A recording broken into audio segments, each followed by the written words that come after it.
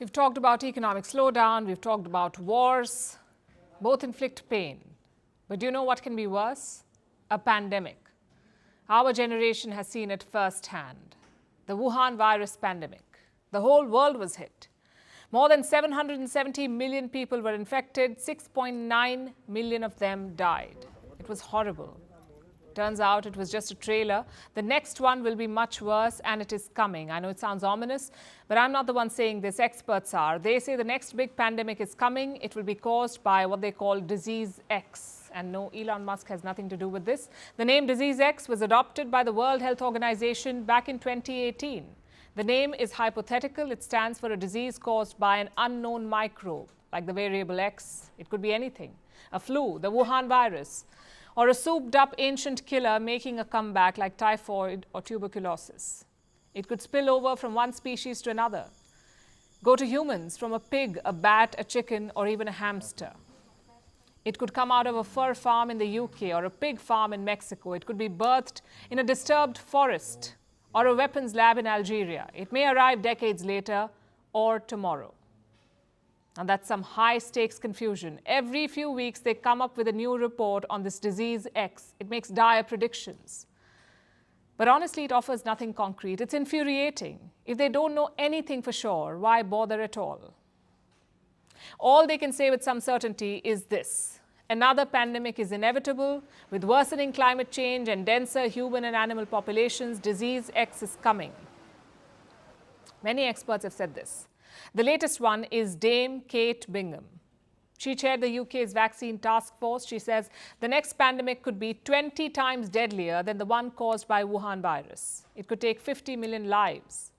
Now, reports say scientists have identified 25 virus families so far. 25 families, each family has thousands of viruses within it.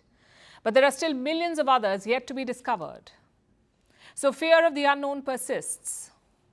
Do you know what makes it worse? The lack of clarity over pandemic response. What do you do when it hits us? No one knows how to deal with the next outbreak. It's been 3 years since the Wuhan virus pandemic began, yet many aspects of the best response remain unsettled. When a new virus spreads quickly with no warning, there is little information. But at that time, hard policy decisions have to be made, and they must be made quickly. There are many questions. Should schools be closed? Should there be a mask mandate? Should there be international travel bans? If a safe and effective vaccine becomes available, should it be mandated? Should it be compulsory? Health experts and policymakers have debated these questions, but they have not reached a conclusion. There is no collective response or resolve to devise a plan. About 2 years ago, countries agreed to develop what they called a pandemic treaty, like a global agreement.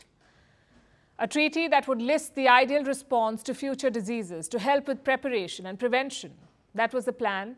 But 2 years and counting, there is no such treaty. This year, the United Nations became desperate. At the General Assembly, they took matters in their own hands. The UN called for a high-level pandemic meeting. It was held in September, and a document was released. Guess what it said? Any obligations stated for the governments became recommendations. Do you know who was given the lion's share of responsibility here?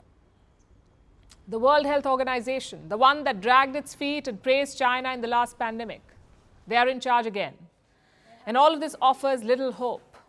It shows that pandemic amnesia has set in. The sense of urgency has been replaced by complacency. Public health systems were exposed the last time. They were unprepared. They could not cope. And policymakers are showing no intent to fix this. With no plan in place, they will scramble to solve the next crisis. They'll be caught unprepared yet again. Disease X may be fictitious today, but it's also a harsh warning. The world cannot wing a pandemic. It must prepare for one.